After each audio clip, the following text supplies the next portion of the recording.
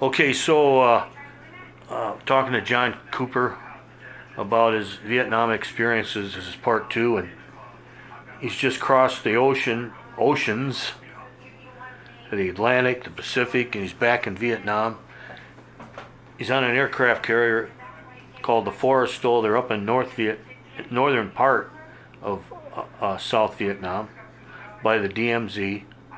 They haven't been there a week. And what happened? Well, 11 o'clock in the morning, I was going to launch into Vietnam and bomb them. And we already had the jets all fueled up and bombs on them, sidewinder missiles. And what I've heard is the sidewinder missile took off and hit John McCain's plane. What started it all. So a missile from John McCain's plane. No, from a different jet. Oh, from a different. From the other side of the ship. And then it hit his plane, and he rolled out of it through the fire, because he had 1,000-pound bombs on his. He was in the plane. Yeah, because they used to get ready to launch. Anyway, none of it just a chain reaction after that. And at this moment, you were down below. Yeah. Working on what now? Sheet metal. I was making heating duct and air conditioning duct. Ducts for heating and air conditioning. Do you instantly know something's wrong? Well, the whole ship, the ship shook, Shook. So and then they announced man your battle stations. Horns going, siren kind of thing going off, and. Oh, they were announcing the man your battle station. This is not a drill. Oh, over the loudspeakers. Yeah. So you just drop what you're doing? Mm-hmm. Do you get into any kind of gear or anything, or no? Just. I went up and just. Where's your battle station? On the flight deck. On the flight deck. I was in the forward part of the island structure. There was like 23 of us in it. So. Me and one other guy, the only one who survived. Survived from the group you were with? Yeah, because when the first bomb went off, they went out with a fire hose. Okay. Another bomb went off, took them all out. Took them out? Mm-hmm. And was that kind of your job to get a fire hose and my main fight job fires? was a fireman. You're a firefighter. Mm-hmm. And I imagine there was a lot of fire to fight. We fought fire for, I think, 24 hours. 24 hours. Wow. But some of the bombs, they went all the way through the bottom of the ship. Wow. We had holes, we were taking on water. Taking on water even. I think we were like at a 32-degree lift. And that's an aircraft carrier. That's a lot of. At 35, it's supposed to flip over. Wow. They were ready to damn the ship. Were there people down below that got caught in the water, or? Well, a lot of them got caught in fires, and because, like I said, when the bombs exploded, took all the aviation fuel and eaten down through the holes. Aviation fuel started to ignite. Big tanks of it, I suppose, on the boat. Went off the planes, mainly. Yeah. And that, we had a good chief engineer. The first thing he did start flooding the station. They were trying to get the ship back level. Oh, you flood compartments Yeah, just to balance it. Wow. But the captain wanted to abandon the ship, and he said, "No, we can save it." Do you remember the captain's name? Captain? No, he was a good captain, though. I remember that. Because after the fire, I had to go up and see him. He kept paging my name over the loudspeaker system. I heard it a few times, but anyway, I thought, he wants me to fix his air conditioning.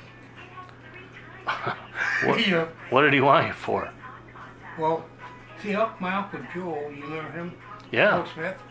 He was a big Humphreys man. And Humphreys, of course, was the Vice President of the United States. Anyway, my mom, no, I was worried. Because the first, but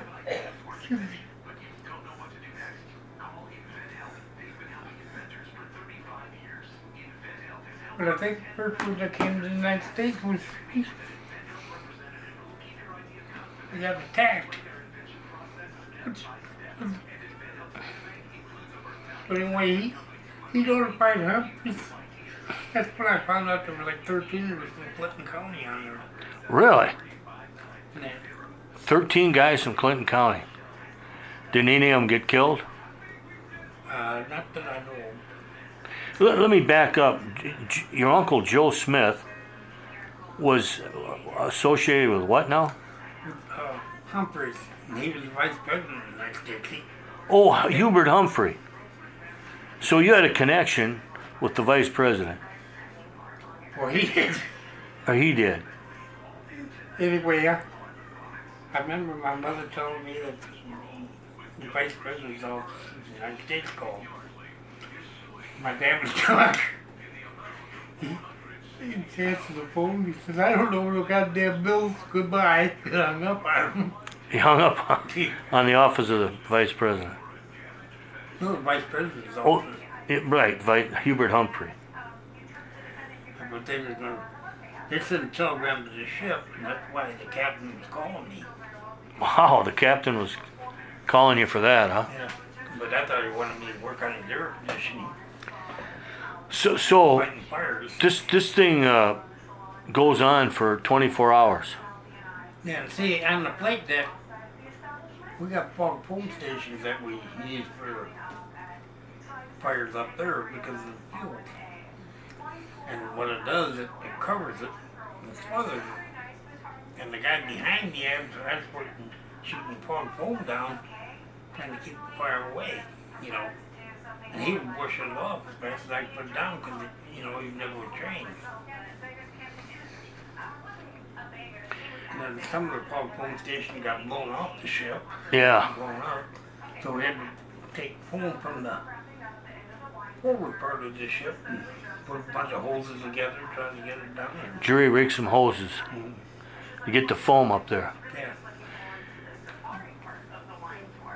Did you guys have to push the planes off the deck? Oh yeah, they pushed a bunch of them all, threw bombs off of it. Or We had all kinds of bombs up there, you know. getting stuff off the deck and trying to... So they pushed a lot. I think altogether we lost 29 jets. Not by fire, all, but some of them were just pushed overboard because they had bombs on them. Sure. Trying to get them all. I used to have a picture of a guy that probably didn't much weigh over 100 pounds, and he picked up a 500-pound bomb and threw it overboard. You got it off the ship. Was there any other ships that came to your aid? Oh yeah, there was a destroyer on both sides. Matter of fact, Chinese junks were coming out. Oh, really? And then these destroyers ram them and think, shoot at them anyway. But they couldn't shoot at us. No kidding. But I remember one destroyer right on the port side. He right next to the carrier with their fire hoses trying to help. So they were trying to give you support with their fire hoses. And when it's all over, the fires are out, no more bombs going off, then I suppose everybody's in kind of shock. Oh yeah. But that's when the dirty stuff started. Cleaning up. Going around picking up bodies and parts of bodies. And most of them that were laying on the flight deck looked like a piece of charcoal. Like they, trying to run. That's how it was right then, they were crisp. So that was part of the things you had to do after the fire. Pick up the pieces and put them in body bags. Put them in body bags and They had to step on some bones, and big bones, to get them in body bags. what, Was there any way, everybody had dog tags on, I suppose? Or not?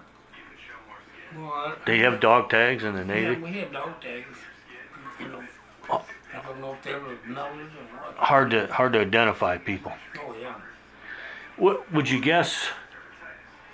Well, maybe you know exactly how many people died. I think 139. 139. And what is it? At the actual time. I think some died later. Some died later, yeah, I imagine. Because I remember I had a friend on there and he got hit with a jet propeller in his chest. So all they did was tape it up and send him off to the hospital. Were they unloading people and sending them to Da Nang or What's that? were they? No, we kept aboard the ship. The USS Hope, I think it was, came out. Oh, hospital ship. Mm-hmm. So some people It was a medical hospital ship. medical ship. Some people got on there and Yeah, some of them probably the ones that got burnt pretty good or something like that. so The dead bodies we kept on the ship until we got to the Philippines. then they would fly them back, Yeah. C-130. fly them back to America. And they put all the caskets in the C-130 flag. How many days did you stay there after the thing was over? And when we were pulling into the Philippines, all of a sudden the fire alarm went off. No, I'm sorry. In Vietnam, after the fire was out, Well, we had to leave. you had to get out of there right away. Yeah, well, we couldn't fight. Ah. Holes in the ship, but break. Looked like somebody took a can open and went through 6 inches of steel. That's how thick a flight deck is. But the propulsion system for the ship still worked. Yeah, we had to go slow. It took a long time just to get to the Philippines. Probably about a 4-day trip. I don't remember. I know it took a long time to get back to the United States. But anyway, Were you able to kind of gear down a little bit on the way back, or was it still yeah, pretty hectic in your mind? Or well, like I said, we're pulling in the Philippines to get some repairs. And when the fire alarm went off, see, you can't pull in no country with the fire alarm going off. So, I guarantee all the firefighters panicked. so it was there a real fire or not? Yeah, it was just a smoldering fire from mattresses, stuff like that. But we put that out, and then when you pull in the Then you pulled into the Philippines to get some small repairs, little bit of repair work. And is it? I've never been there. I didn't get to go on a cruise really, but Alongapol, Yeah. is that part of Subic Bay? Mm-hmm. Okay, got ya. That's what the Navy base was. Right. Did you get any time off to decompress, get off the boat a little bit, or? Yeah. I think I got a couple of days off. I did, not altogether. But you did get a little time off. Yeah. And then you got to take that back to the West Coast? Mm-hmm. No, we went back to Norfolk. Norfolk. Oh. Virginia. Did you go through the Panama Canal? No. We went around at all. You went around again? I don't know if an aircraft carrier goes through there. Oh, I that's a great point. I don't know. I don't know either. Wow, you went around South America again. Cape Horn. What we talking a couple of weeks? I think it did take us about 3 weeks to get back. 3 weeks. And you go to, Norfolk, Virginia. No- They cut the whole back end of the ship off. did they repair it? Yeah. So it saw duty again. Oh yeah. Matter of fact, they flew me back from Rome to Spain. To where? From Rome to Spain. I was on a Mediterranean cruise again. Oh, wait a minute. The ship goes into dry dock at Virginia, Yeah. and they send you on another Mediterranean. Yeah, after the ship is done, fixed. And by this time, what, you got about a year left in the Navy? No, I think I had less than that because they flew me back. Like my time was up February of the year '69, and I think there's like 600 of us that, off of different ships and that was getting out of the Navy. Anyway, we were in Philadelphia, and the executive officer of the base was very happy with us because out of whatever it was that was getting out of the Navy, only a couple re-enlisted. See, I would have re-enlisted, but I was afraid of going back to Nam. Yeah, really. That's So, why I got out of the Navy. do 4 years, Yeah, 4 years active. and you get drummed out in Philadelphia. Yeah. And, But I was a petty officer. So I was in charge of like 7, 8 guys that go out and pick up paper underneath the snow. Because the executive officer was pissed off. and they're getting out of the Navy. I had like 3 days left then, and anyway, we went to the canteen sitting there drinking coffee. No kidding. And here comes the shore patrol. And they yelled at one of me, and I said, that's me.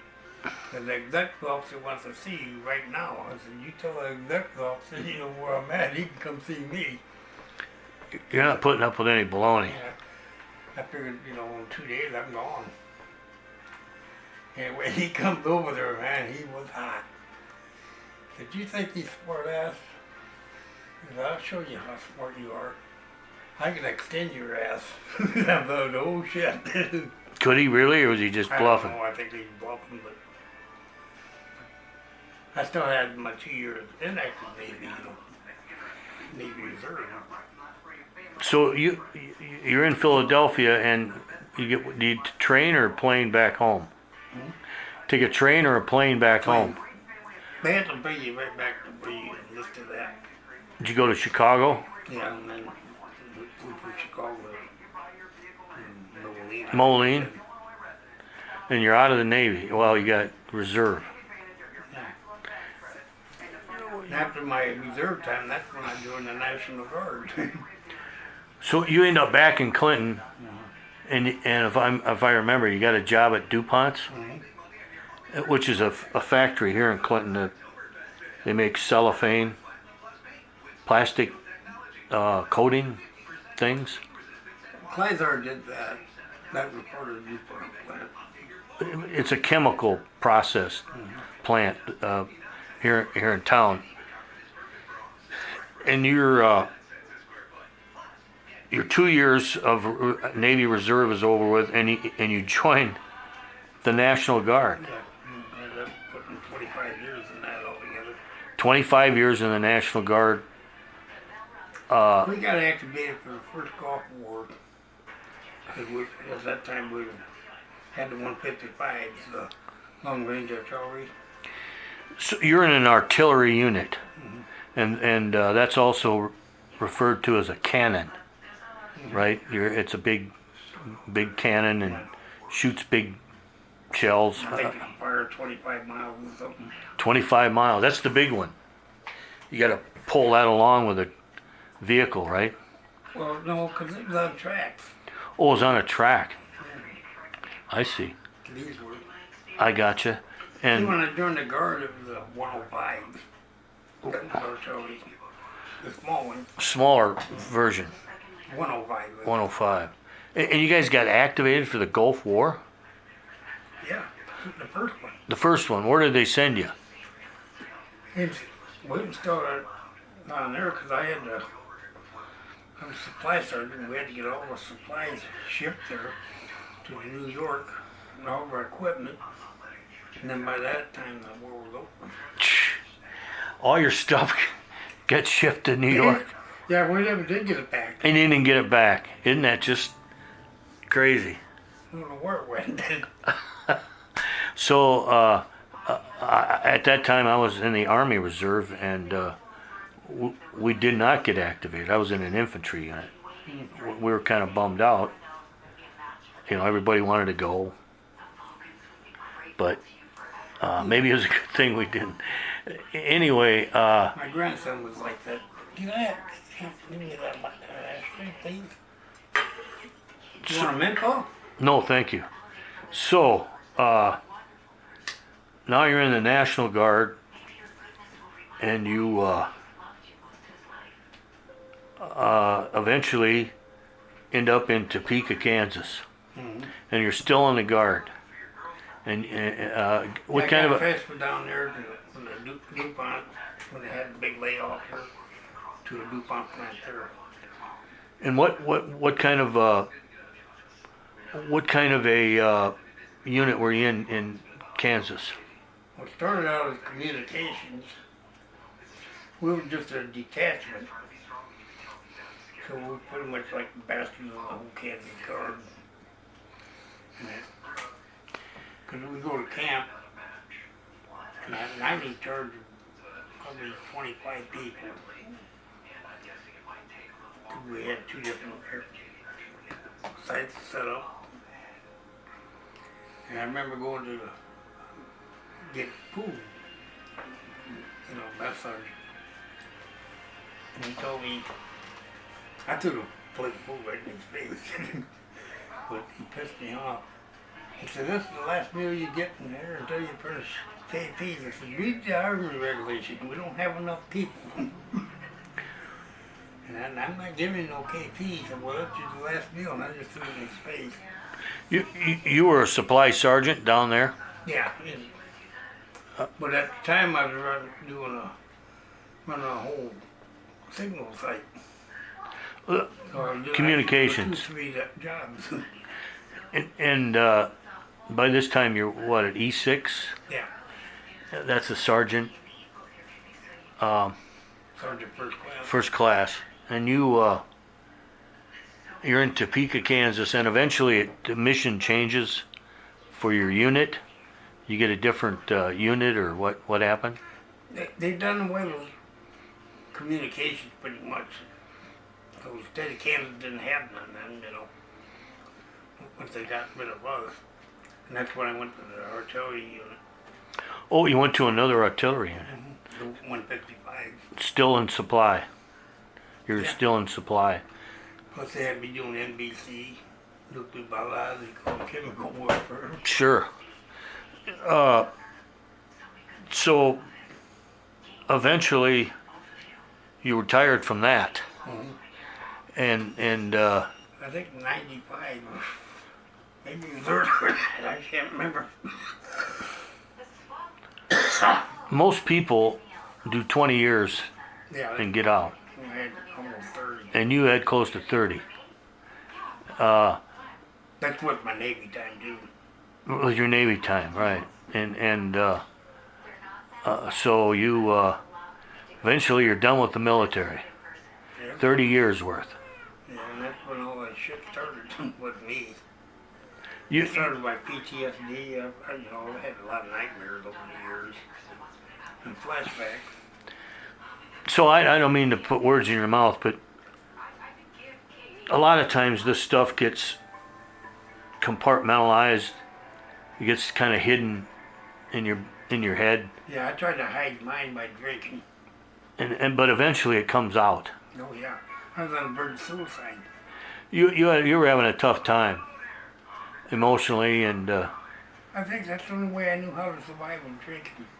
drinking was your medicine, so to speak. Right.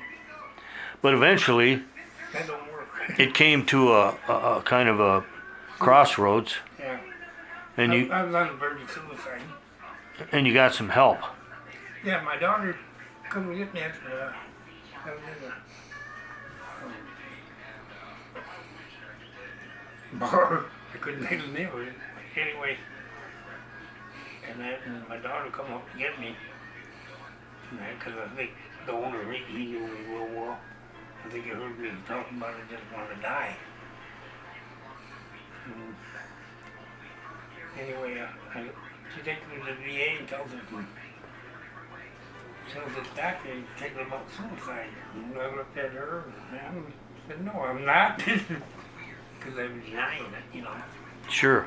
And he asked me about maybe 15 questions. He said, you got PTSD. I said, what the hell is that? He said, there's no cure for it. It wasn't well as known, too. No. No, I didn't even know what it was. As a matter of fact, one of the guys that got it recognized chained himself to the head of the VA's office Oh, yeah? desk in Washington, D.C. to get as a protest. Now it's well recognized, and people are... Yeah, I never heard of it. Well, when we were kids, it was called shell shock. Right. World War II guys. But I know Cooper Coombs had it. so You so remember him? who? My dad's cousin, Cooper Coombs. No, I don't think He so. was definitely an alcoholic. He'd be at the Eagle grocery store telling vanilla. He'd drink anything. I don't remember. So when you go to the hospital and you're going to get some help, how old are you at this point? Oh, God. Probably in my mid-30s. And you got a wife and kids, and you're in Topeka, Kansas, and now you're gonna have a whole new struggle. So you take a year to deal with this. When I first started getting help through the VA, they had me go and see a psychiatrist once a week, one-on-one. And one time, probably about 8 months after I was seeing her, she did this finger movement, and she said she'd never do that again, but man, I was blessed up for about a week with that. Walking around the day. They were trying all kinds of different medications for me. And I had a good doctor. But anyway, I told her, I said, this ain't working. I said, as soon as I have this meeting with you, I'll go right to a bar. I said, I know I gotta quit drinking to get help. And she said, do you want to go in the hospital? I said, yeah, I think I better. And I only supposed to been there like 60 days at the most, or 30. I almost was in there 9 months. And that was you're 70 what now? 74. 74. I So was probably in my late 50s, but when I finally got help. so you did get help, and you did struggle through this thing. Oh yeah. Would you say? Well, I'm I had a therapy 3 times a week, and group therapy 2 days a week. So 5 days a week I was going to therapy. John. I'm gonna have to cut this off. The timer's running out, and Oh. hold on a second.